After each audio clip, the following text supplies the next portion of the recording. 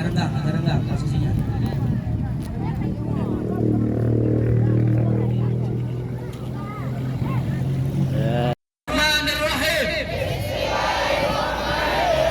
Bismillahirrahmanirrahim. Bismillahirrahmanirrahim. Demi Allah, demi Allah, demi Rasulullah, demi keadilan, demi NKRI, demi negara Republik Indonesia, demi tegaknya hukum di Indonesia, kami masyarakat Jatikarya, ahli waris, akan berjuang menuntut keadilan hak kami yang dirampas sampai titik darah penghabisan. Takbir! Takbir! Takbir! Allahu Akbar! Allahu Akbar! Terima kasih. Ini persoalan sampai sekarang masih ngejelimet. Intinya pihak BPN pun membantah bahwa ini masih bersengketa. Tanggapannya dari sisi hukum itu sebenarnya seperti apa sih, Pak? Ya, itulah saya bilang, BPN jujur dia tidak tahu. Semua perkara yang ada di pengadilan seharusnya dia konfirmasi ke pengadilan apakah masih ada perkara yang berjalan atau tidak. Saya tegaskan untuk sampai saat ini sudah tidak ada lagi perkara yang terkait dengan objek tanah ini. Itu. Ya selama ini ya maaf, BPN ya, kalau saya bilang itu diduga keras, itu menerbitkan sertifikat tidak pakai alas hak di tahun 92. Karena berdasarkan fakta hukum, alas haknya itu baru didapat tahun 99 dari pihak lain, bukan dari ahli waris. Mereka semua itu yang ngaku-ngaku membebaskan tanah di Jatikarya. Itu. Jadi sekali lagi kalau BPN menerangkan bahwa ini masih ada sengketa, saya minta dibuktikan sama pihak BPN. Perkara nomor berapa, siapa penggugatnya, objeknya apa, itu aja. Kemudian kalau bicara dari keputusan ingkrah, masyarakat kan berpatokan dari PN, dari Pengadilan Tinggi, bahkan Mahkamah Agung. Itu kan sudah berkekuatan hukum tetap ya, Pak ya? Saya bilang perkara nomor 199 sudah mempunyai kekuatan hukum tetap sejak tanggal 28 November 2008.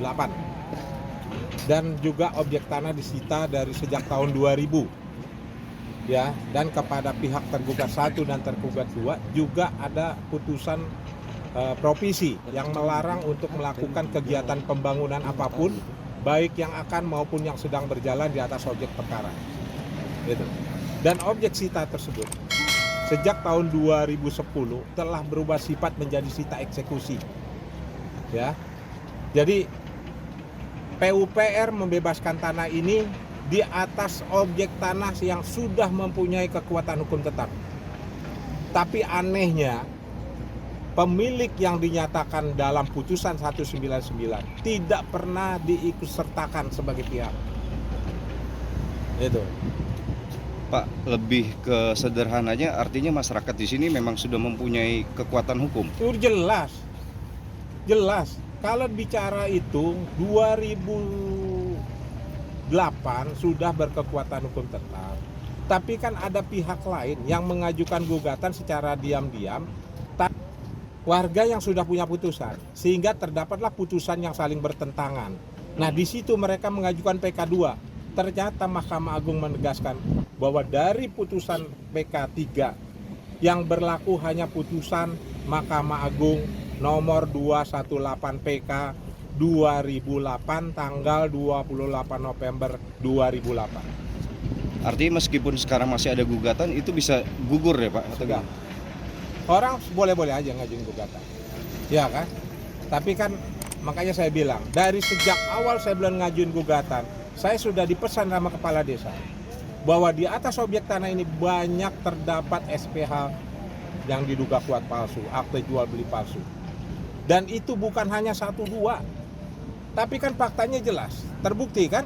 Kayak Hankam, saya bisa katakan ya bahwa dia tidak pernah membeli tanah dari masyarakat. tapi dia mendapatkan surat-surat dari PT Usama Rahayu. Itu terungkap dalam persidangan.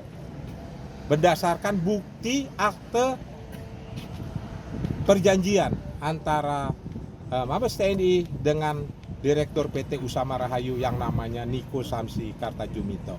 Tapi di tahun 2014 muncul lagi ada orang mengaku-ngaku sebagai Direktur PT Usama Rahayu, dan itu sudah dikonfirmasi ya dengan Niko Samsi, dan beliau menerangkan bahwa itu tidak benar karena dia tidak pernah menjual saham kepada namanya Anton Renaldi Hartono.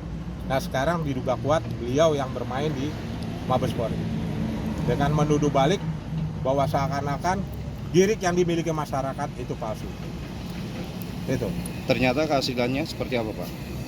Ya, sampai saat ini kan kami juga belum dipanggil.